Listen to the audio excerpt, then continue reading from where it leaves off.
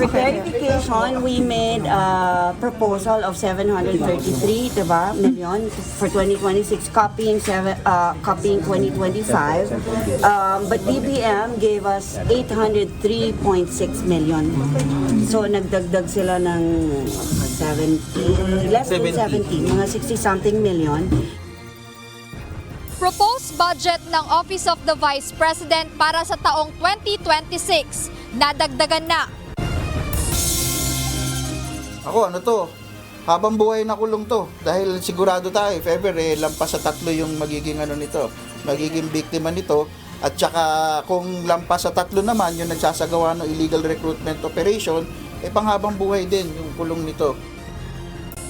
Spa and salon sa Cavite na iligal na nag-aalok ng trabaho abroad, ipinasara ng Department of Migrant Workers.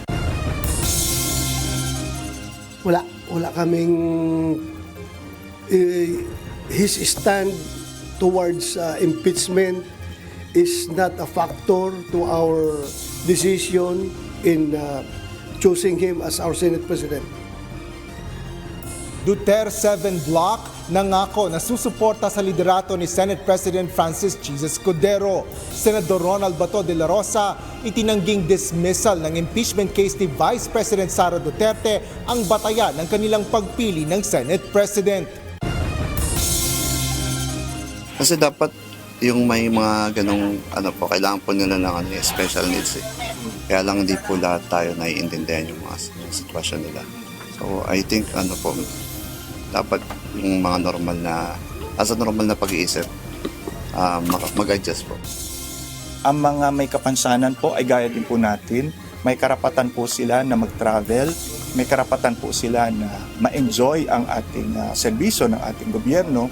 Kaya sa tanong na dapat ba ay nire-restrict ang kanyang movement, naiintindihan ko po yan.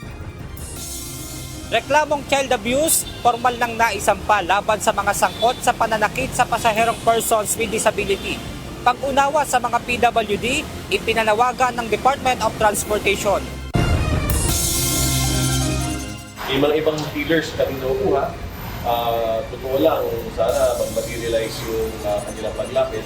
And hopefully, yung mga malapit na ito makapag-produce na affidavit at maging susi rin sa ating National Police Commission may natatanggap ng fillers kaugnay sa missing sabongeros.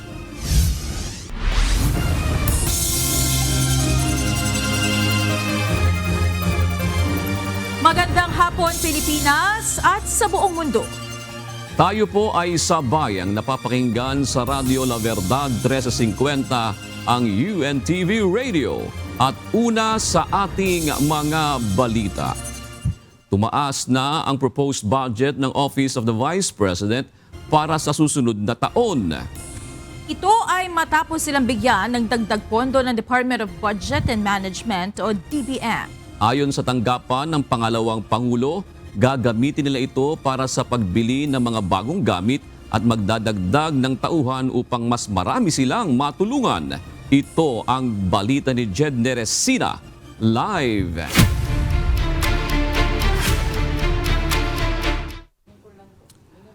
Jed, magkano ba ang hinihining budget ng OVP sa taong 2026? June, ayon kay OVP spokesperson Attorney Ruth Castelo, mula sa original na 733 million pesos na kapareho ng kasalukuyang budget ng tanggapan ni VP Sara, umabot na yung kanilang proposed budget para sa 2026 sa 903 million pesos. Nasa 170 million pesos ang nadagdag sa proposed budget ng Office of the Vice President para sa taong 2026. Mismong Department of Budget and Management ang nagbigay ng inisyal na 70 million pesos increase. For clarification, we made a proposal of 733 diba, million for 2026, copying 2025. But DBM gave us 803.6 million. So nagdagdag sila ng 70, less than 70, mga 60-something million. Paliwanag ni Attorney Ruth Castelo, tagapagsalita ng OVP, umabot pa ang proposed budget sa kabuuang 903 million pesos kinalaunan matapos nilang humingi ng mas mataas na pondo para sa dagdag na personal services o karagdagang empleyado. Ito aniya ay upang matugunan ang mga function ng OVP at para rin sa pagbili ng iba pang IT equipment na kinakailangan ng tanggapan. And then, nung nagdagdag sila ng 60-something million, we requested for additional personal services. Siyempre, may cost yun yung na-mention ko kanina na additional employees para mas ma-fulfill yung functions and other IT equipment that are needed for the OVP. Ang binigay na final ng DBM is 903 million. Bukod dito, binigyang diin din ng tagapagsalita ng OVP na wala sa panukalang budget ng kanilang tanggapan para sa susunod na taon ang anumang kahilingan para sa confidential funds. Ayon kay Attorney Castelo, handa rin ang buong team ng OVP na dumalo at tumugon sa budget deliberation sa Kongreso para sa panukalang pondo ng tanggapan. Samantala, bilang bagong tagapagsalita ng Office of the Vice President, tiniyak ni Attorney Castelo na hindi siya magiging attack dog ni Vice President Sara Duterte. Number one, I am not an attack dog. So not being an attack dog, I will not go on the offensive. I will just report. I'll be straightforward, report on what message the Office of the Vice President needs. And that's basically it, actually. No other instructions. Well, of course, except that I will need to be firm when I need to be firm, but I need to be soft as well when I need to be soft. So. Ibinahagi niya rin na hindi naging maayos ang pag-alis niya sa dati niyang ahensya. Ngunit sa kabila nito, pinili niyang magpatuloy sa serbisyo publiko sa bagong kapasidad. Bagamat hindi tinukoy ang detalye ng issue sa kanyang dating pwesto, binigyang diin niya na ginawa niya ang tama at iyon ang kanyang paninindigan bilang lingkod bayan. It was not a good separation from me from the department because I was doing what was right, and I was doing what the country needed. Me being keen on being the spokesperson of the Office of the Vice President is my way of returning or giving back to the country what I know it deserves and what I know that it needs. June, samantala, nabanggit din kanina ni Attorney Castelo na sa ikatlong sunod na taon or in 3 consecutive years nakatanggap ng unmodified opinion mula sa Commission on Audit o COA ang Office of the Vice President sa ilalim ng pamumuno ni Vice President Duterte. So itong unmodified opinion, ibig sabihin ito ay isang positive rating mula sa COA. Pakinggan natin ang pahayag mula kay Attorney Castelo.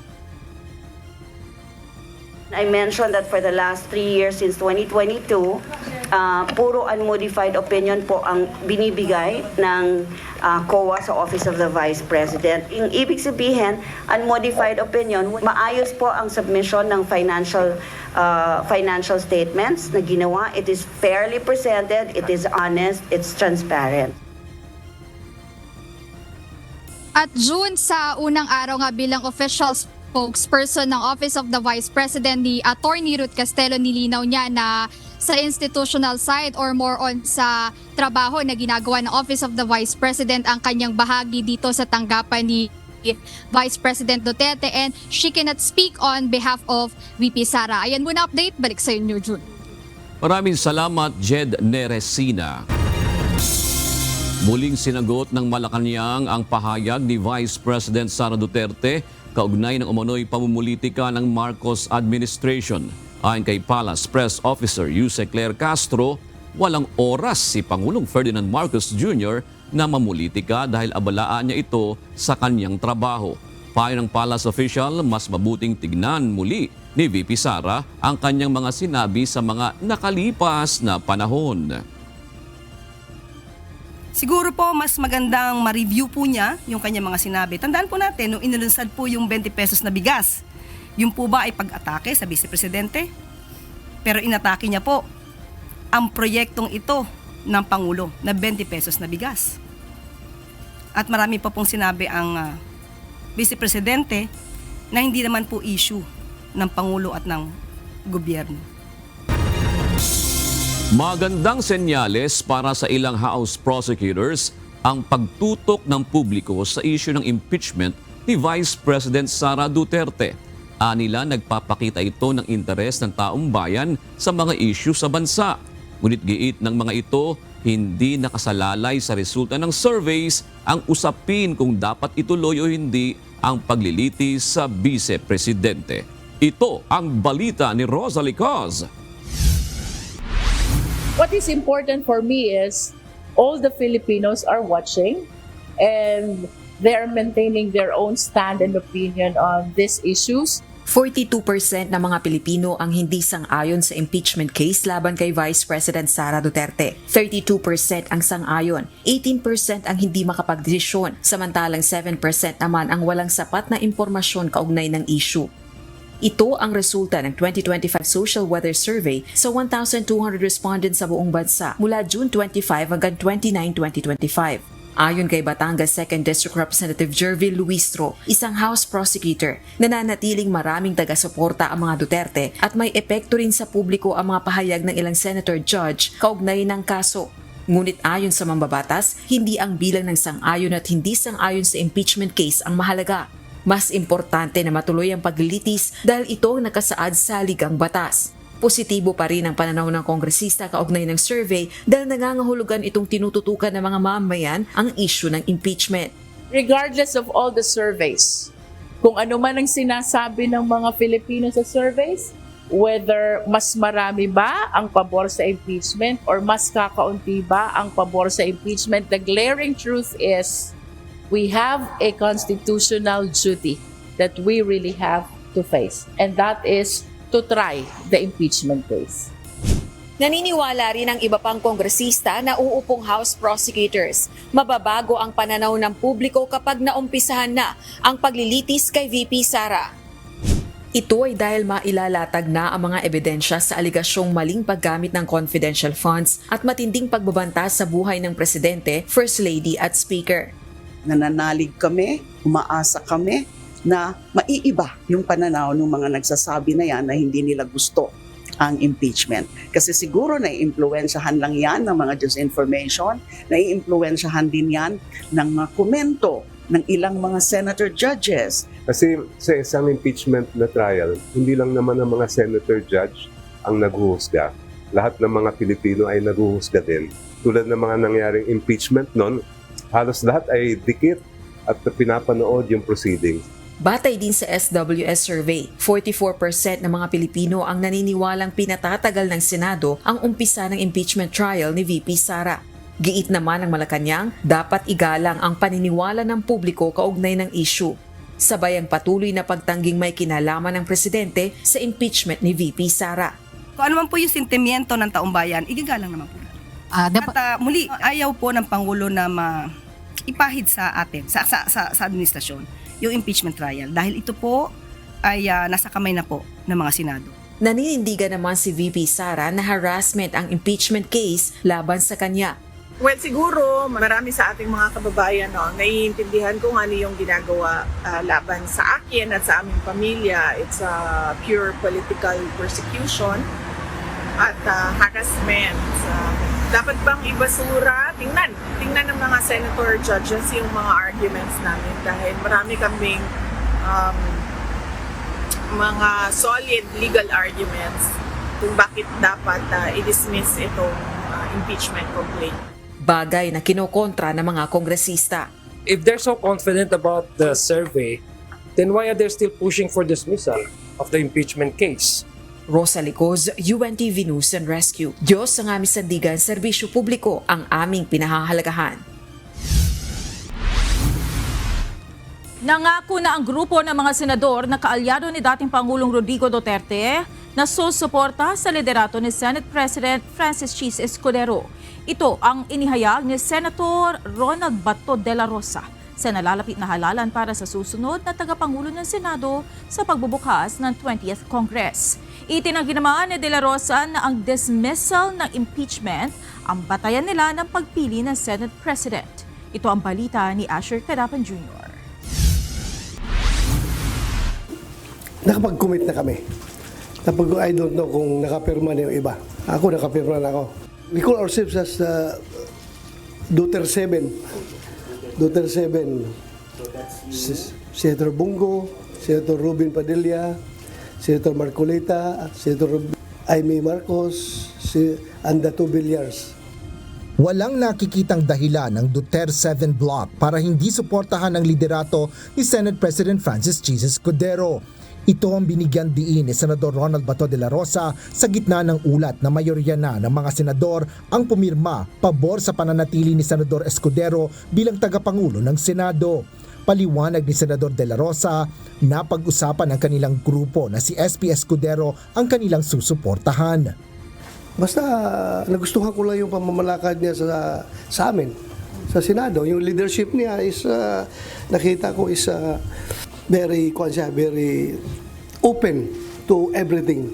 Hindi siya close-minded, hindi siya porque ganito siya, panindigan niya ganito siya, o porque ganun, yung nakikinig siya. So that's what we need as a democratic institution. Pakinggan ang lahat. Nilinaw rin ni Senador Bato de la Rosa na ang kanilang pagsuporta kay Senate President Francis Escudero ay walang kapalit maging committee chairmanship. Siya man anya ay walang hiningi at wala ring ipinangako sa kanya maging kaugnay ng impeachment case ni Vice President Sara Duterte. Wala kaming his stand towards impeachment is not a factor to our decision in choosing him as our Senate President. Sa kabila nito, tiniyak ng mambabatas na kapag nagbukas na ang sesyon ng plenaryo, uungkatin niya ang parehong tanong ng impeachment court sa House of Representatives. Partikular ito kung payag pa ba ang bagong hanay ng mga senador ngayong 20th Congress na magpasaklaw sa aksyon ng nakaraang Kongreso. Yun lang ang tanongin ko para masettle natin yung issue on jurisdiction. Dahil sinitil kung halimbawa makakuha yung House of Representatives ng kanilang positive action, no? Na talagang majority sila ay pumayag na yung tatawid yung jurisdiction sa 20th Congress. So gusto ko rin tanongin rin ang Senado. Kasi pareho lang naman yan. Nagtatanong tayo ng jurisdiction ng bagong Congress dahil nga iba na ang composition. Sa July 28, inaasahan ang ceremonial opening ng mga sesyon sa Kongreso kung saan ihahalalang Senate President. Habang sa mga susunod na araw, inaasahan ang formal na pagtalakay sa plenaryo ng mga issue sa Senado at impeachment trial. Asher Cadapan Jr., UNTV News and Rescue. Diyos ang aming sandigan, serbisyo publiko ang aming pinahahalagahan. Formal nang naghain na reklamo sa Department of Justice o DOJ si Senator Risa Ontiveros laban sa bumaliktad na Senate witness laban kay Apollo Kibuloy. Kasama sa inireklamo ng senadora ang ilang vloggers at ang abogado si Attorney Ferdinand Topacio. Ito ang balita ni Dante Amento. Sinusubukan nilang ibaon ang mga totoong kwento ng mga taong ito at ng mga taong tumutulong sa kanila. Dalawang magkabukod na reklamong cyber libel ang isinampa ni Senator Risa Ontiveros sa Department of Justice o DOJ kaninang umaga. Ang isang reklamo ay laban kay Michael Maurilio, ang witness laban kay KOJC leader Apollo Kibuloy na kamakailan ay binawi ang kanyang pahayag. Sa viral video ni Maurilio, sinabi nito na pinilit at binayaran siya ni Ontiveros para tumistigo kontra kay Kibuloy, maging kina Vice President Sara Duterte at dating Presidente Rodrigo Duterte. Ito ay mariin namang itinanggi ng mambabatas kaya naghain na siya ng reklamo. Sinampahan din ng kaparehong reklamo ang ilan pang vlogger na sina Byron Cristobal o Banatbay, Jeffrey K. Eric Celis, Crisette Chu, Jay Sonsa, Alex Destor at ang abogado na si Attorney Ferdinand Topacio. Paliwanag ng mambabatas, isinama niya ang mga vlogger dahil sa pagpapakalat ng video o mali umanong impormasyon na isiniwalat ni Maurilio. Ayon sa aking legal team, ang nararapat na kaso ay cyber libel. Dahil sa kawalang kapakialaman nila kung totoo o hindi ang kanilang kinakalat at mga dagdag na kasinungalingan pa na sinabi nila. Hindi lang po ito kaso ng fake news. Dear colleagues, ito ay sistematiko at sadyang pag-atake pati sa mga witnesses. Sagot naman ni Attorney Ferdinand Topacio, hindi pa niya nakita ang reklamo kaya hindi pa siya makapagkomento rito. Samantala, iginiit naman ni Ka Eric Celis ang karapatan sa malayang pananalita. Mahalagaan niya ito para sa societal progress at maintindihan ang malawak na pananaw kasama na ang governance perspectives. Samantala, si Alex Destor nilinaw na hindi siya nag-upload o nagpakalat ng video kundi gumawa lang siya ng summary sa testimonya ni Michael Maurilio alias Rene na nasa social media naman ang impormasyon. Lifelong na naniniwala ako at nagtataguyod ng freedom of speech, freedom of expression. At the same time, malinaw ako mula sa simula, hindi yan nag-e-extend sa pagkalat ng mga kasinungalingan na maglalagay pa sa panganib sa ibang mga tao. Noong nakaraang linggo, hiniling na rin ni Ontiveros sa National Bureau of Investigation o NBI na imbestigahan ang pagkalat umano ng maling impormasyon na ito. Hindi kasama sa reklamo ng senadora sa DOJ ang vlogger na si Sas Rugando Sasot at dating Secretary Trixie Cruz Angeles, pero maaari anya silang maisasama sa susunod. Sa kabila nito, isinama naman ng mambabata sina Sasot at dating Press Secretary Trixie Cruz Angeles sa inihain niyang reklamo sa NBI. Samantala, nais naman malaman ni Ontiveros kung sino ang nasa likod ng pagpapakalat ng anyay maling impormasyon laban sa kanya at maging sa Senado. Dante Amento, UNTV, News and Rescue. Diyos ang aming sandigan, serbisyo publiko ang aming pinahahalagahan. May natatanggap na umanong feelers ang National Police Commission mula sa mga posibleng sangkot sa kaso ng pagkawala ng ilang sabungero sa Maynila. Ang Philippine National Police tiwalang malulutas ang kaso, meron man o walang pulis na magsisilbing state witness. Ito ang balita ni Lea Ilagan. May mga ibang dealers kami nakukuha. Totoo lang, sana mag-materialize yung kanilang paglapit. And hopefully, yung mga lumalapit na ito makapag-produce na affidavit at maging susi rin sa ating investigation. Hinihikayat na ng National Police Commission o NAPOLCOM ang 15 pulis na nasa restrictive custody na magsumite ng kanilang counter affidavit kaugnay sa kaso ng missing sabongeros. Ayon kay NAPOLCOM Vice Chairperson at Executive Officer Attorney Rafael Calinisan, magiging mabilis ang pag-usad ng kaso kung magbibigay ng affidavit si alias Totoy at magsusumite ng kanilang sagot ang mga pulis na isinasangkot din sa kaso.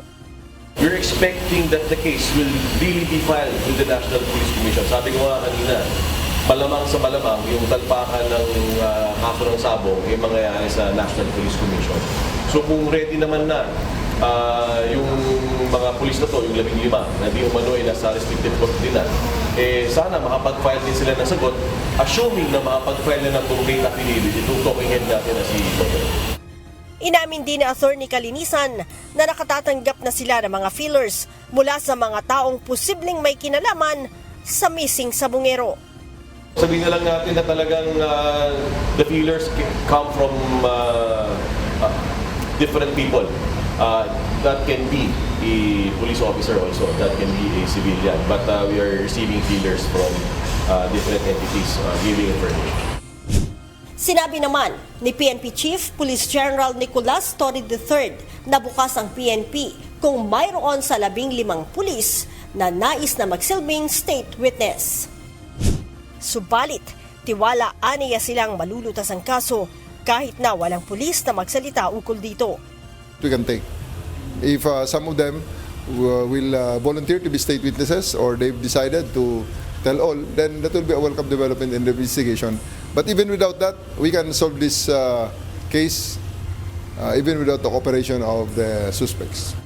Kinumpirma din ni General Torre na mayroon ng pinupuntahang mga lugar ang PNP sa Southern Luzon at Metro Manila na posibleng pinagtapunan sa bangkay ng mga nawawalang sabungero. Meron na kami mga ilan na binibisita. May mga areas kami not only around Laguna or Batangas but in other parts of the Metro and other parts in the underlying areas. Saka namin i-detail.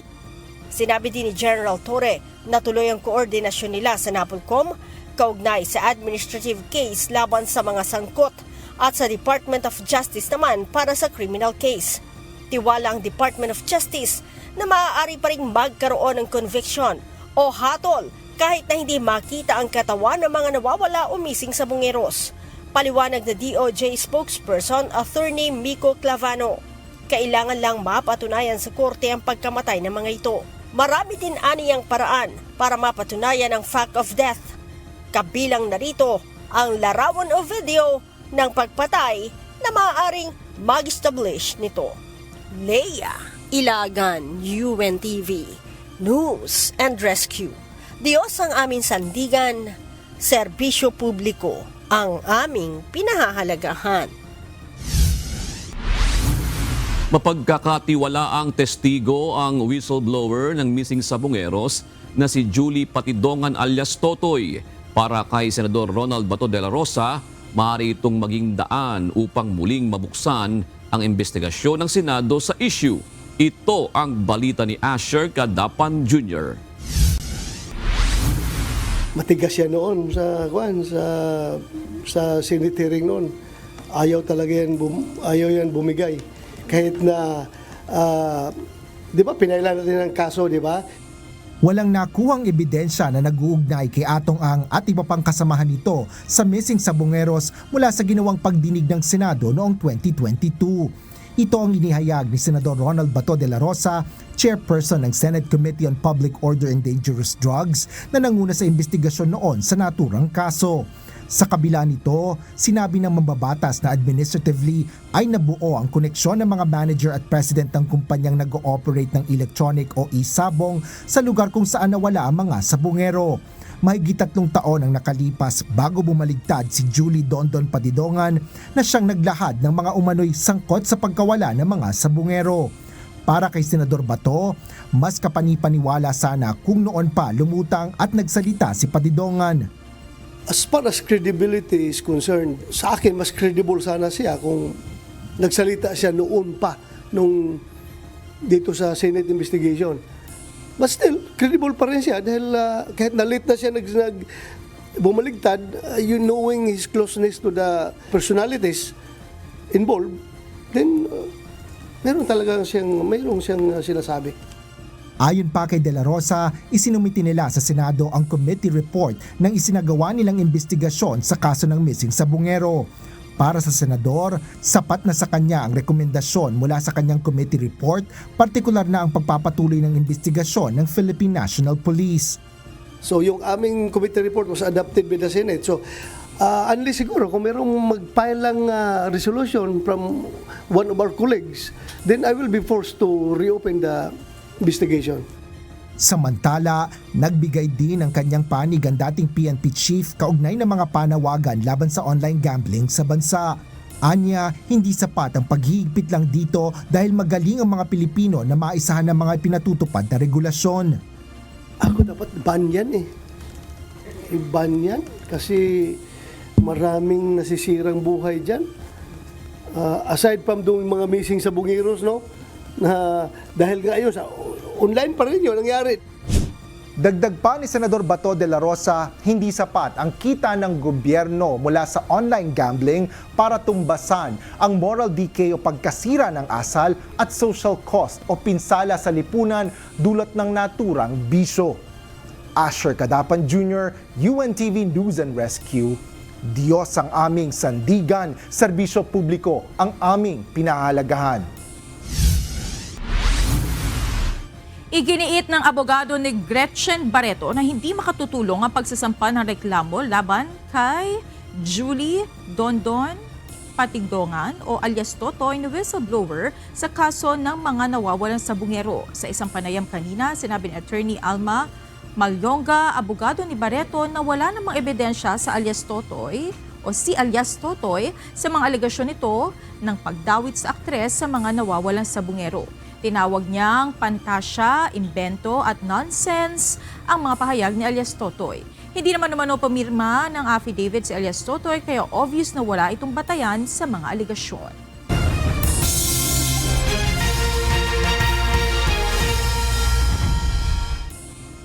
Paalala po sa mga nagmomotorsiklo, huwag kalimutang magsuot ng helmet. May magkaangkas sa Zamboanga City na nakabangga ng pedestrian. Agad na tumuko ng UNTV News and Rescue para malapatan ng paunang lunas ang pasyente. Ito ang balita ni Lizelle Nael. Yes sir, BA po. Saan po area po? Yes sir, saan po yung BA? Sige po. Okay po, punta na po kami. Sugatan ng isang motorista ng datna ng UNTV News and Rescue sa police station sa Santa Maria, Zamboanga City, alas 10 ng gabi noong July 7. Nakabangga umano ito ng isang pedestrian na naglalakad lang sa tabi ng kalsada. Dito sir, masakit? Wala po, wala. Sa likod? Wala.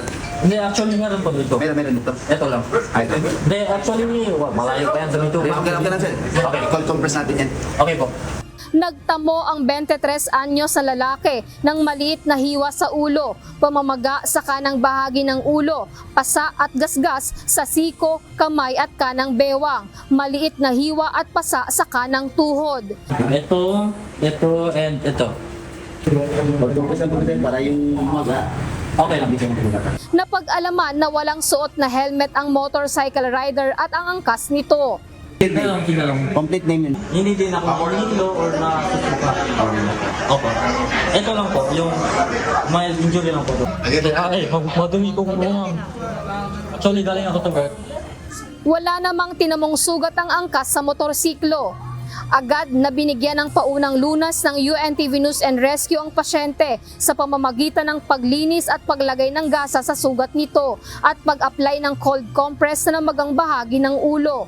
Matapos bigyan ng paunang lunas ang rider, ay tumanggi na itong magpadala pa sa ospital. Samantala, ang nabangga naman ito na pedestrian ay agad na dinala ng barangay rescue sa ospital. Lizelle Nael, UNTV News and Rescue. Diyos ang aming sandigan, serbisyo publiko ang aming pinahahalagahan. Karapatang legal o legal prerogative ng China ang pagpapataw ng sanksyon o parusa kay dating Senator Francis Tolentino. Ayon sa inilabas na pahayag ng Chinese Embassy to the Philippines, may mga kaakibat na pananagutan ng mga malisyosong pagpuna sa mga interes ng kanilang bansa. Giit pa nito, seryoso ang gobyerno ng China na ipagtanggol ang kanilang pambansang soberanya, seguridad at mga interes sa pag-unlad. Narito naman ang mga balita sa iba't ibang panig ng mundo na ihahatid ng ating global correspondent na si Ann Gonzalez mula sa Ho Chi Minh City, Vietnam.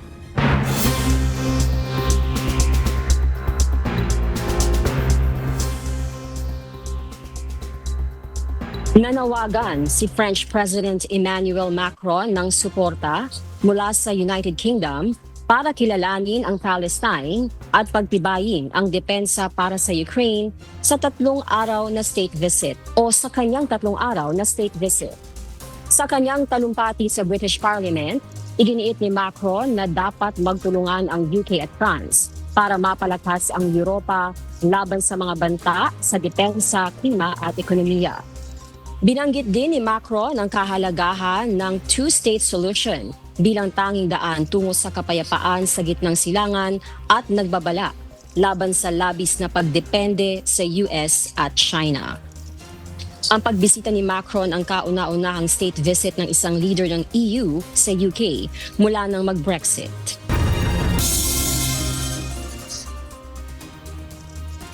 Hindi nagugustuhan ni US President Donald Trump ang mas tumitinding opensiba ng Russia sa Ukraine sa kabila ng isinusulong na ceasefire ng Estados Unidos.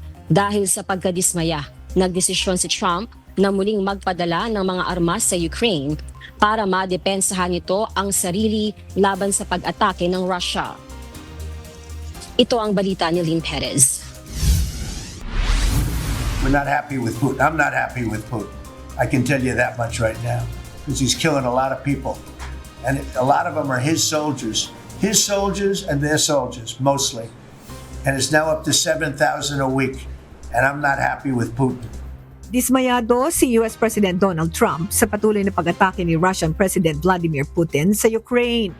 Inihayag ni Trump ang kanyang reaksyon sa opensiba ng Russia sa kanyang pakikipagpulong sa kanyang gabinete ngayong araw. Ayon kay Trump, naging walang kabuluhan ng mabuting ugnayan nilang dalawa ng Russian President dahil sa patuloy na pagtutol nito sa peace talks. Dahil dito, inaprubahan ni Trump ang pagpapadala ng karagdagang defensive weapons sa Ukraine at ikinonsidera rin ng panibagong sanksyon laban sa Russia. Giit pa ng Pangulo na ang pagbabago ng kanyang desisyon na bigyan ng armas ang Ukraine ay upang mapigilan ng patuloy na lumulubong bilang ng mga namamatay sa bansa. We want to put defensive weapons because Putin is not treating human beings right. He's killing too many people. So we're sending some defensive weapons to Ukraine, and I've approved that.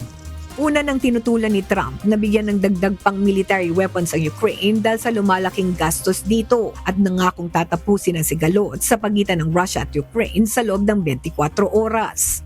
Dagdag pa ng Pangulong, pinag-aaralan na niya kung susuportahan ng panukalang batas sa Senado na magpapataw ng 500% tariff sa mga bansang bibili ng Russian oil, gas, uranium at iba pang produkto mula sa Russia. Lynn Perez, UNTV News and Rescue. Diyos ang aming sandigan, serbisyo publiko ang aming pinahahalagahan.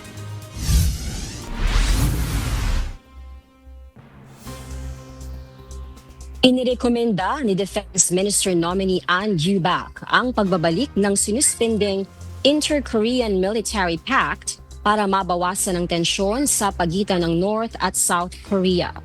Ayon kay An, mahalaga ang tiwala sa isa't isa para mabawasan ang tensyon tungo sa pangmatagalang kapayapaan sa Korean Peninsula.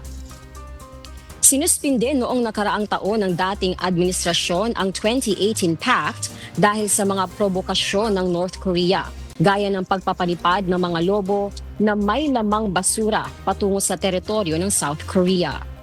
Giit ni An, magsasagawa siya ng masusing pag-aaral upang matiyak na makatutulong ang kasunduan sa pagbabalik ng tiwala ng dalawang bansa.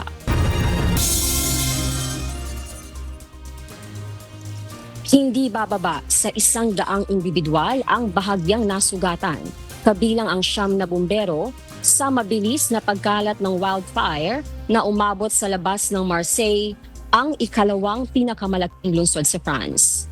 Naging sanhi din ito ng pagsasara ng Marseille Airport at pagkaantala ng ilang biyahe ng tren. Aabot sa 800 bumbero ang nagsisikap na patayin ang apoy na tumupok na sa 700 hektarya ng kagubatan. Mahigit 400 residente ang inilikas dahil sa insidente at 63 bahay ang nasira habang 54 flights ang nakansela. Ayon sa mga otoridad, nagsimula ang sunog sa isang sasakyang nagliyab sa highway at pinabilis ito ng malakas na hangin at tuyong vegetation.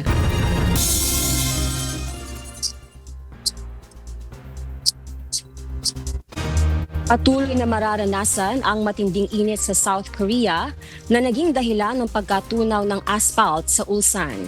Nagdulot ito ng pagbaluktot ng mga guhit sa kalsada malapit sa Nongsok Elementary School. Itinaas niya rin ang kauna-unahang heat wave warning ngayong taon sa Seoul matapos maitala pataas sa temperatura sa mahigit 35 degrees Celsius. Ayon sa Korea Meteorological Administration, asahan ang pagpapatuloy ng mga babala sa iba't ibang probinsya dahil sa tumitinding init na mas maaga ngayong taon. At yan ang mga balita mula sa iba't ibang panig ng mundo. Mula dito sa Ho Chi Minh City, Vietnam, ako si Ann Gonzalez. Magandang gabi. Ipinasara ng Department of Migrant Workers ang isang salon sa Cavite na ginagamit umanong front sa illegal recruitment. Galing pang probinsya ang karamihan sa mga nabibiktima na inaalok ng trabaho sa abroad. Ito ang balita ni Van Alvarez. Naka-front sila as beauty salon and spa, pero sa totoo lang nagkakaroon ng recruitment dito na merong mga iniingganyo sila na mga workers. Yung karamihan dito ay galing sa Mindanao. Sa halip na mag-ayos ng buhok ng mga customer, illegal na nag-aalok ng trabaho abroad. Ito umano ang modus operandi ng VMJ Beauty Salon and Spa sa Imus, Cavite na ipinasara ngayong araw ng mga otoridad. Ayon sa Department of Migrant Workers, naniningil ito ng non-refundable training fee na 15,000 pesos mula sa mga aplikante na karamihan ay mula pa sa Mindanao at pinapupunta sa isang training center na ikinandado na rin ng DMW. Paliwanag ni alias Rich Lane, katiwala ng naturang salon, hair and beauty service provider sa Saudi Arabia ang offer sa mga interesadong aplikante. Ngunit hindi niya alam na illegal pala ang operasyon dahil 2 buwan pa lamang anya siyang nagtatrabaho dito.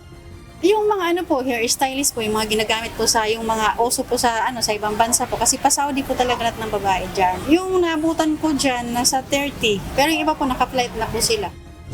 Ayon sa DMW, maaaring mapatawan ng panghabang buhay na pagkakabilanggo ang illegal recruiter oras na mapatunayan sa korte ang mga aligasyon.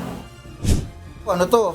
Habang buhay na kulong to. Dahil sigurado tayo, if ever, lampas sa 3 yung magiging magiging biktima nito. At saka kung lampas sa 3 naman, yung nagsasagawa ng illegal recruitment operation, panghabang buhay din yung kulong nito. At meron pa tong penalty, meron pa tong fine. So habang buhay nahihimas ng rehas. Nagbabala naman ang DMW sa mga illegal recruiter na tigilan na ang mga ganitong klaseng panluloko, lalo na anya at hindi biro ang pagde-deploy ng workers abroad dahil walang kasiguraduhan kung ano ang dadatnan ng mga aplikante sakaling tuluyang makalabas ng bansa. Tutugisin po namin kayo, papasara at ipapakulong po. Patuloy ang investigasyon sa salon na ginagawang front ng illegal recruitment. Ivan Alvarez, UNTV News and Rescue. Diyos ang aming sandigan, serbisyo publiko ang aming pinahahalagahan. Nananawagan ang Department of Transportation sa publiko na unawain kung mayroon mang person with disability na sasakay sa mga pampasaherong sasakyan. Kaugnay ito sa insidente na nag-viral sa social media kung saan makikita na pinagtulungang bugbugin ng isang pasaherong PWD dahil sa umano'y pananakit nito. Kanina, sinamahan ng mga taga-Department of Transportation sa Makati City Prosecutor's Office ang pamilya ni alias Mark upang maghain ng reklamo. Ito ang balita ni Benedict Samson. So kailangan natin ng mas malawakang policy kung paano natin aalagaan as a society itong mga kababayan natin na may kapansanan tulad ni Mark. Matinding pag-unawa sa isang pasaherong may kapansanan. Ito ang ipinananawagan ni Transportation Secretary Vince Dizon sa mga pasahero maging sa mga public utility vehicle. Kasunod ito ng sinapit ni alias Makmak na nakita sa viral social media noong Hunyo na pinagtulungang bugbugin sa loob ng Precious Grace bus na bumabiyahe sa EDSA busway. Hindi lang to simpleng pambubugbog sa bus. No? Ito ay mas malaking issue na kailangan tulungan talaga natin ng gobyerno at ng buong lipunan ang mga vulnerable sa ating lipunan. Ganito rin ang hiling ni Ronnie Macapal, pinsan ni alias Makmak. Apela niya, sana ay mag-adjust na lang ang mga makakahalubilo ng isang person with disability. Kasi dapat yung may mga ganong kailangan po nila ng special needs eh. Kaya lang hindi po lahat tayo naiintindihan yung sitwasyon nila. So I think dapat yung mga nasa normal na pag-iisip, mag-adjust po. Kanina, personal na sinamahan ni Transportation Secretary Vince Dizon si alias Makmak kasamang pamilya sa Makati City Prosecutor's Office para maghain ng reklamo. Reklamong child abuse ang isinampa ng DOTR at pamilya ni alias Makmak laban sa bus driver, konduktor at off-duty na security guard na pasahero na sinasabi umanong ng taser. Section 3 kasi ang definition ng child ay anyone below 18 and or even after 18 years old pero meron siyang intellectual disability and he cannot protect himself, he would still be considered as a child. Ayon naman kay Attorney Angelo de Alban, legal counsel ni alias Makmak, may 3 pang jando ang tinutukoy nila ang pagkakakilanlan upang maisama na rin sa masasampahan ng reklamo. Pero I think may development last night na-identify yung isa sa kanila pero hindi pa namin naisama sa complaint affidavit ngayon kasi bine-verify pa namin kasi hindi naman tayo basta-basta pwedeng maglagay lang ng pangalan dyan nang walang basehan. But mukhang promising yung lead natin dun sa isa na nakaitim na naka Mr. Lee na damit. Dagdag pa ni Secretary Dizon, iniimbestigahan din nila ang isa pang insidente na kung saan nangagat umano si alias Makmak ng isang konduktor ng bus noong nakarang linggo lamang. So, alam ko nagkaroon ng ikagawang insidente na nanakit si Mark, nangagat, no? Pero gusto din nating maintindihan ano ba yung nangyari. No, kasi alam naman natin based sa science na ang mga kababayan natin ganito may trigger yan, no? Whether it be loud noises or light or other extreme situations. Naniniwala rin ng abogado na hindi solusyon kung ikukulong ang isang individual na may ganitong uri ng kapansanan. Ang mga may kapansanan po ay gaya din po natin. May karapatan po sila na mag-travel. May karapatan po sila na ma-enjoy ang ating serbisyo ng ating gobyerno. Kaya sa tanong na dapat ba ay nire-restrict ang kanyang movement, naiintindihan ko po yun. Benedict Samson, UNTV News and Rescue. Diyos ang aming sandigan, serbisyo publiko ang aming pinahahalagahan. Nangako si Pangulong Ferdinand Marcos Jr. na patuloy na pagtitibayin ang mga serbisyong pangkalusugan para mas mapakinabangan ng mga nakararaming Pilipino.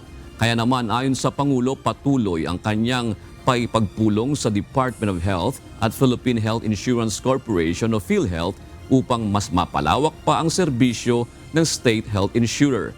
Ito ang balita ni Nel Maribuhok.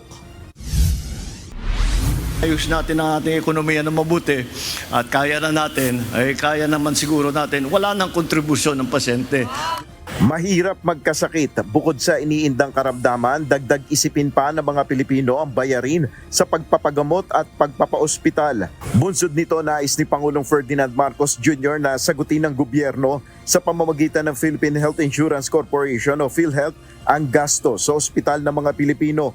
Target ng zero out-of-pocket expenses na wala nang babayarang anuman ang isang pasyente. Sa kasalukuyang sistema, naglalabas pa rin ng pera ang isang pasyente sa ospital kahit ito ay miyembro ng PhilHealth. Sa ngayon ay sa Pangulo pinipilit ng pamahalaan na maibaba pa ang gastos ng mga pasyente sa ospital.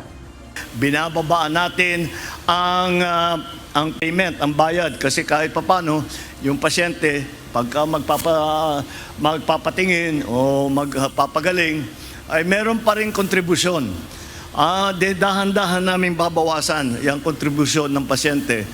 Tiniyak ni PBBM na patuloy na pinatatatag ng administrasyon ng healthcare system ng bansa. Batay na rin sa mga natutunan na ng bansa sa nakaraang COVID-19 pandemic. Inaayos natin ang ating mga ospital, linagyan na natin ng mga specialty centers. Meron tayo ng bago, yung tinatawag na bukas na center para sa mga karamdaman na hindi naman kailangan na ma-hospital, na ma-confine. Lahat po yan. Yung PhilHealth, pinaparami natin ang insurance coverage, pinaparami natin ang serbisyong ibinibigay ng PhilHealth.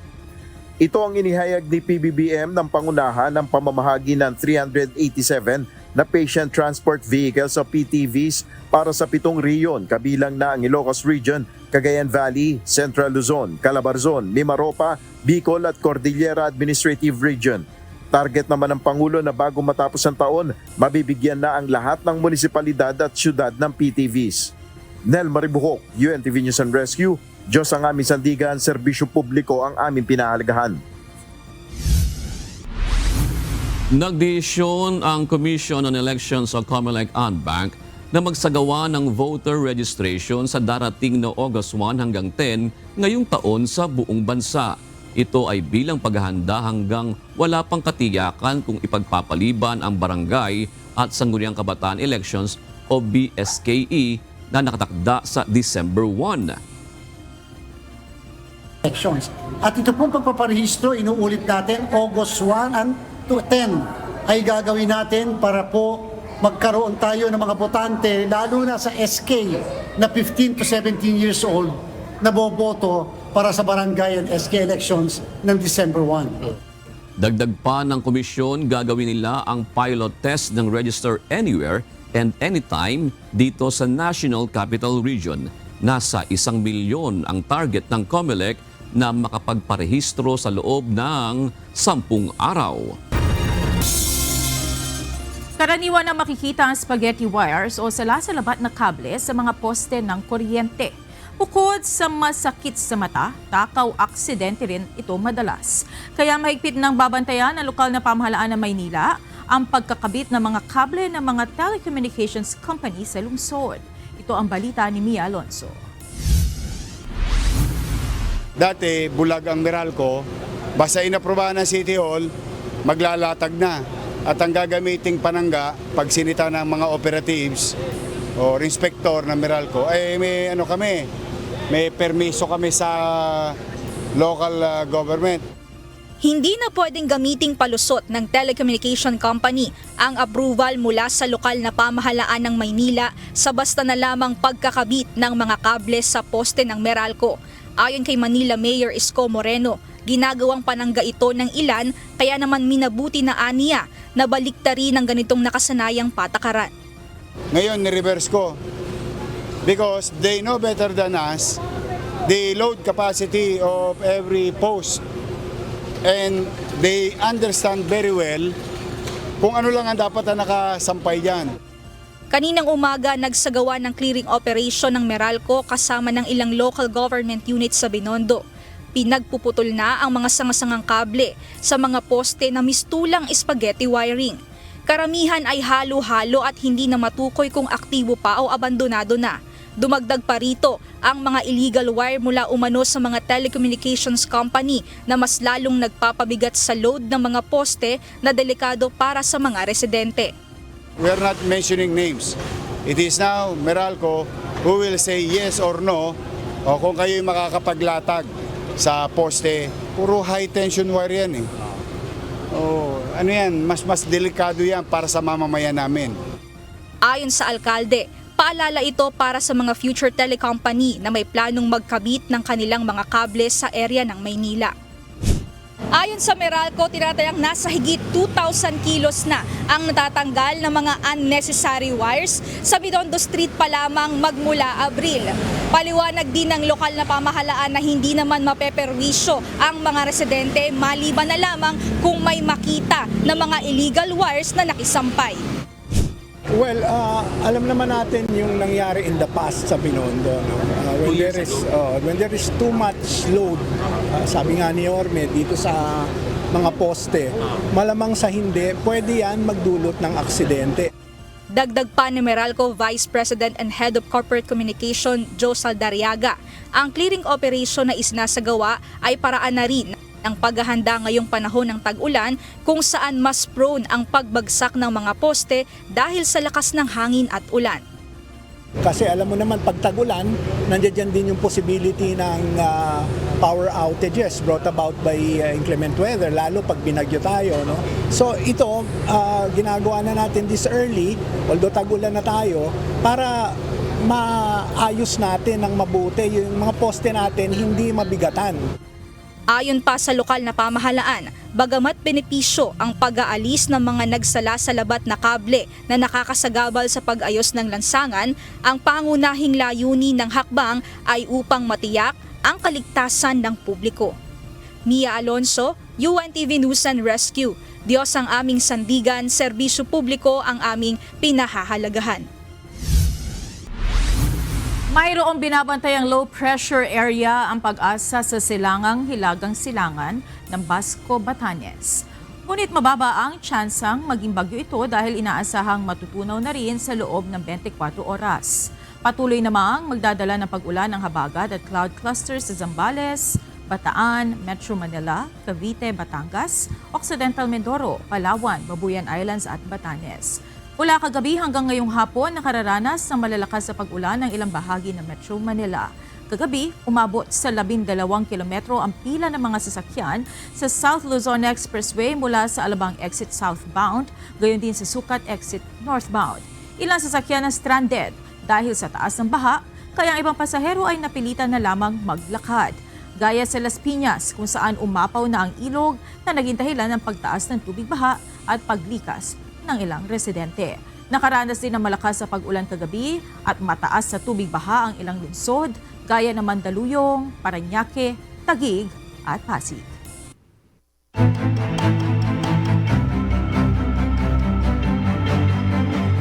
5 kalsada sa Cordillera ang isinara sa mga motorista dahil sa pagguho ng lupa at rock slides bunsod ng pag-ulang dala ng hanging habagat. Tumaas naman ang presyo ng gulay sa Benguet bunsod ng mga pag-ulan. Mula sa Baguio City, ito ang balita ni Grace Dr. Lero live. Magandang gabi Grace, may update na ba kung kailan madadaanan yung mga isinarang kalsada? Magandang gabi, June. Hanggang ngayon ay wala pang abiso ang Department of Public Works and Highways Cordillera kung kailan bubuksan itong 5 kalsada na isinara dahil nga sa pagguho ng lupa. Pero sa ngayon ay patuloy pa rin ang isinasagawang clearing operations. Ang hamon lang sa kanila ay itong patuloy na mga pag-ulan na kinakailangan nilang ihinto dahil nga sa posibleng pagguhong muli ng lupa sa kanilang lugar. Kabilang sa mga hindi madaan ng kalsada dahil sa pagguho ng lupa at rock slide ang Governor Bado Dangwa National Road sa Datakan, Kapangan, Benguet, ang Banawe, Hungduan, Benguet, Hapaw, Hungduan, Ifugao Province. Not possible din ang Junction, Talubin, Barlig, Natunin para sa Elis Calacad Road, Lunas, Kadaklan, Barlig, Mountain Province. Maging ang Mountain Province, Cagayan via Tabuk and Rili Road, Connect Section, Barangay Tukokan, Bontoc, Mountain Province. Sarado rin ang Mountain Province Ilocos Road via Tue, Bauco, Sinking Section dahil sa madulas na kalsada sa lugar. Pinapayuhan na dumaan sa Banaw, Ginzadan Road para sa mga light vehicles at sa Mabay, Bauco Road naman sa heavy vehicles. Ngayong linggo, tumaas na ng 5 to 10 pesos ang kada kilo ng mga gulay galing sa Benguet tulad ng carrots, cabbage, wombok at patatas. Tiniyak naman ng mga magsasaka na sapat pa rin ang supply ng mga gulay sa kabila ng mahirap na biyahe. Nagtataka namin parang kunti nga yung buyer. Kaya hindi madaling maubos yung mga patatas. Ayon sa Pag-asa, normal na pa naman ang volume ng ulang dala ng hanging habagat. Ayon kay Engineer Larry Esperanza, weather specialist ng Pag-asa Baguio Benguet, kapag nasa 900 millimeters ang volume ng tubig na nare-record ay nagdudulot na ito ng paglambot ng lupa. Kapag sinabi nating southwest monsoon, any time of the day mayroon tayong pag-ulan. At malakas yung natin kasi kahapon, yung ating hanging habagat, kaya nagkaroon po tayo ng mga prolonged and heavy rainfall. So we're expecting dahil tayo nga ay nasa rainy season, and of course kapag may mga tropical cyclone tayo at naging aktibo itong sa ating southwest monsoon, makakaranas tayo ng mga mabibigat na mga pag-uulan. June, sa ngayon ay nakakaranas tayo dito sa Baguio City ng mga pabugso-bugsong mga paugulan. Pero pinag-iingat din ng lokal na pamahalaan ng Baguio ang mga motorista o mga bibiyahe paakyat ng Baguio dahil nga sa nararanasang makapal na hamog dito sa lungsod. Yan muna ang balita mula dito sa Baguio City. Balik sa iyo, June. Maraming salamat, Grace Dr. Lero. Inanunsyo ni Cebu City Vice Mayor Tomas Osmeña na babaguhin ng konseho ang ilang ordinansa at resolusyon na pumabor sa mga Philippine Offshore Gaming Operators o POGOs sa lungsod. Ayon kay Osmeña, may 7 ordinansa mula 2019 na nagbigay ng Letter of No Objection o LONO para sa operasyon ng mga kumpanyang may Chinese name bilang Sports Betting Entertainment Facility o BPO. Ito ay kasunod ng pagbabawal ni Pangulong Ferdinand Marcos Jr. sa POGO operations noong nakaraang taon matapos maiugnay ang mga ito sa mga krimen. Nilinaw ni Osmeña na rerepasuhin ang mga ordinansa upang maiwasan ang posibleng pagbalik ng POGO-like operations sa lungsod. We must amend 7 pro-POGO Cebu City resolutions that would have paved the entry of POGO in Cebu City. Gumagamit ngayon ng isang digital tracking device para sa attendance ng mga estudyante ang isang paaralan sa Agusan del Norte. Pumangalawa naman ang Davao City sa mga syudad sa bansa na ligtas puntahan batay sa ulat ng World Travel Index. Habang sa Cebu, inaprubahan na ng provincial government ang nasa 1.7 million pesos na ayuda sa mga nasunugan sa Talisay City. Ito ang balita ni JP Nunez. Sa Agusan del Norte, isang inobasyon ang ginagamit ngayon ng Magallanes National High School para matrack ang pagpasok at paglabas ng eskwelahan ng mga estudyante. Tinawag nila itong Project Curate o QR-based real-time entry and attendance tracking for education. Ini-scan ng mga estudyante sa isang screen sa school ang kanilang ID. Magge-generate naman ang system ng text message na ipadadala sa kanilang mga magulang na nakalagay ang oras ng kanilang time in at time out. Ayon sa uploader ng video na si LJ Alonsagay na isang guro, may nagbabantay namang mga guard at CCTV sa eskwelahan para tiyakin na talagang ang estudyante ang mag-i-scan ng kanilang ID at hindi sila maglilibot lang sa loob ng eskwelahan. Sa Davao City, pumangalawa ang lungsod sa pinakaligtas na syudad sa Pilipinas batay sa ulat ng World Travel Index. Nakakuha ito ng safety score na 80.73%. Ang Davao City ay may tinatawag na culture of security na hinihikayat ang kooperasyon ng publiko na magmatsyag at ipagbigay alam sa pulisya ang anumang kahina-hinala o banta sa seguridad. Nanguna sa naturang ulat ang Dumaguete City na may 81.36%. Pasok din ang Bulacan, Balanga, Lucena, Naga, Baguio, Puerto Princesa, Legazpi City at Makati City. Ayon sa World Travel Index, ang resulta ay batay sa mga pananaw ng mga residente at mga bumibisita sa lungsod ukol sa kaligtasan at seguridad ng lugar. At sa Cebu, humingi ng tulong pinansyal ang lokal na pamahalaan ng Talisay City sa Cebu Capital para sa 248 na mga pamilyang naapektuhan ng sunog sa Sitio Mananga 2, Barangay Tabunok noong June 25. Ayon sa ulat, umabot sa higit 2 milyong piso ang kabuuang danyos ng pagsiklab ng sunog. Bilang tugon, inaprubahan ni Cebu Governor Pam Baricuatro ang pag-release ng 1.7 million pesos na cash assistance para sa mga nasunugan. Ayon sa Provincial Social Welfare and Development Office, tatanggap ng 10,000 piso ang 140 na mga pamilyang nasunog ang tahanan. 6,000 piso naman para sa 16 na pamilyang nagkaroon ng sira ang bahay. At 3,000 piso para sa 92 na mga individual na mga renter at sharer.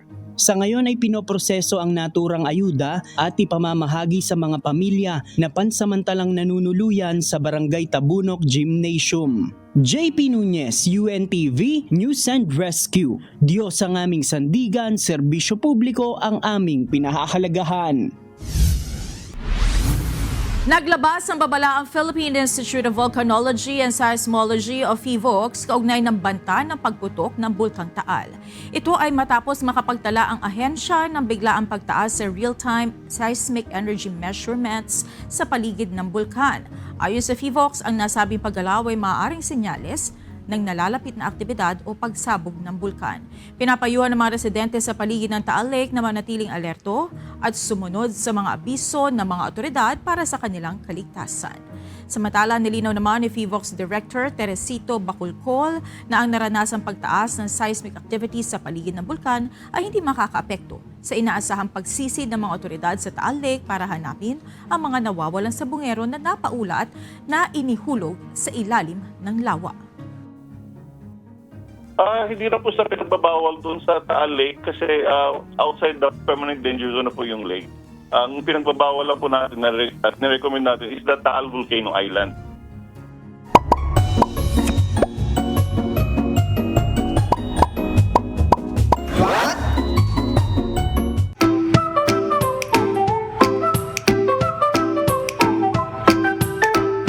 Dagdag kaalaman po, siguro kung napunta na kayo dito sa Tabuan Market sa Cebu, napansin nyo na siguro yung amoy, yung matapang na amoy ng danggit.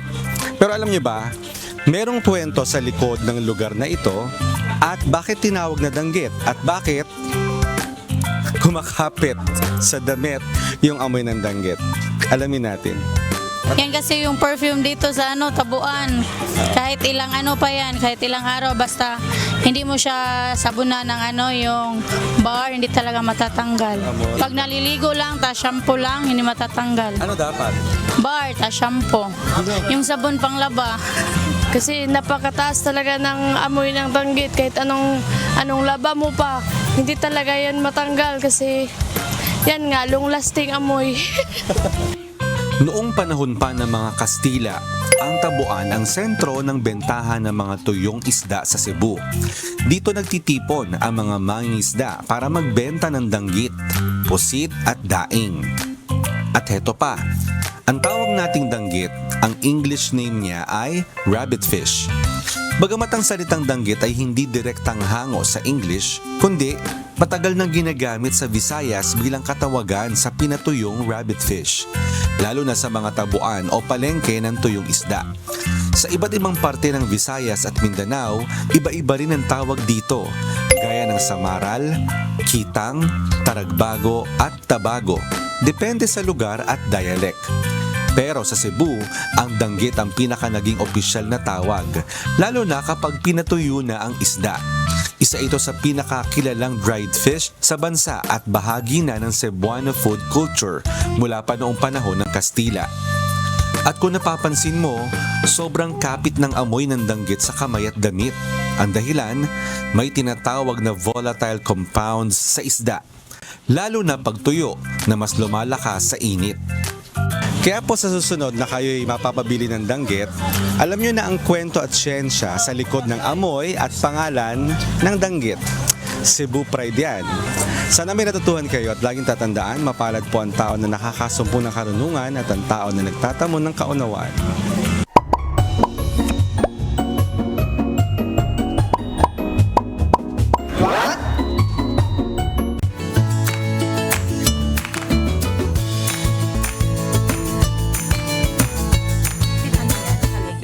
Yung topic natin ngayon, danggit at spaghetti rice.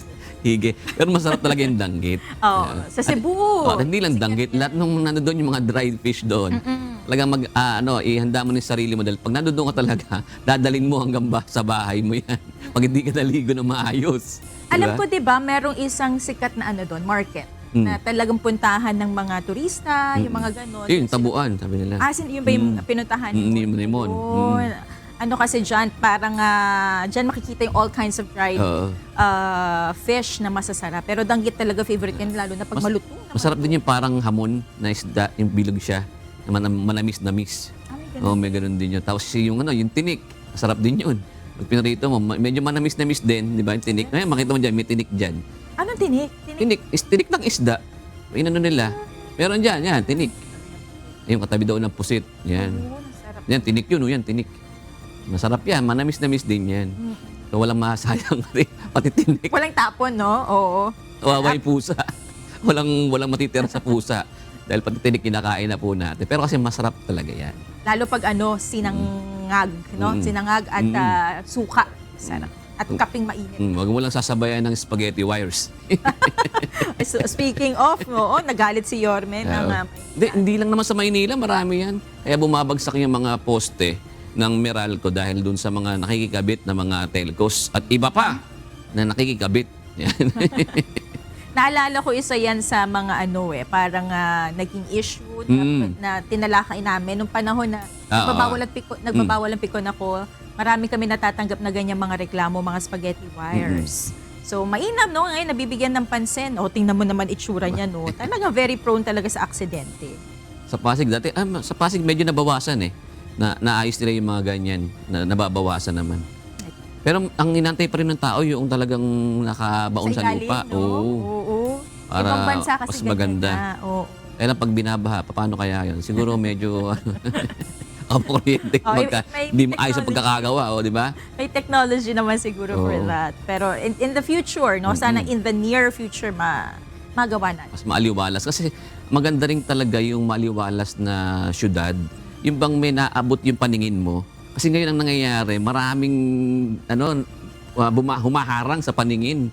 Merong din ganun pala yung parang side pollution, na tinatawag sila na kailangan din pala yung mata mo talaga maganda yung pananaw.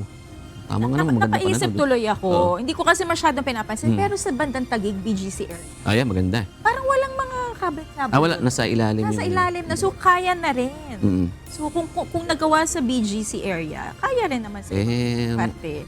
Mayaman daw kasi yung area yun. Mataas ang taxes doon eh. Oo. Hindi kayang-kaya. Ay, hige. Ito na po ang ating mga kausi ngayong araw po ng Miyerkules. Miyerkules na. Salamat po at shout out kina Leonidas Abdullah, kay Danilo Pantilio at Charito Marquez. Maraming salamat din kina Arnold Francisco, Gerald Reyes at Arnold Domingo. Samantala mga kasangbahay, kung may mga istorya po kayo nais balikan sa Ito ang Balita, pwede niyo po ito muling mapanood sa aming mga official social media account. Magtungo lamang po sa UNTV News and Rescue YouTube channel at i-click ang subscribe button. Gayon din sa aming Facebook, Instagram, X at TikTok accounts. Mapapanood nyo rin po rito ang iba pang news programs ng UNTV, pati na iba pang video ng nag-iisang public service channel. Kaya subscribe, like, and share. Narito naman ang salita ng Diyos na ating sandigan mula sa aklat ng Kawikaan 15 at 9 na nagsasabi, ang lakad ng masama ay kasuklam-suklam sa Panginoon, ngunit iniibig niya ang sumusunod sa katwiran.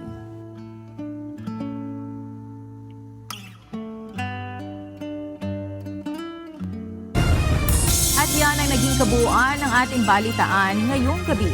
Aming inilahad ng buong katapatan kung paano namin nasaksihan. Kayo po'y makapagtitiwala ng aming nakita at narinig ang aming ibinabalita. At dito po sa UNTV, Diyos ang aming sandigan, serbisyo publiko ang aming pinahahalagahan. Gandang gabi po.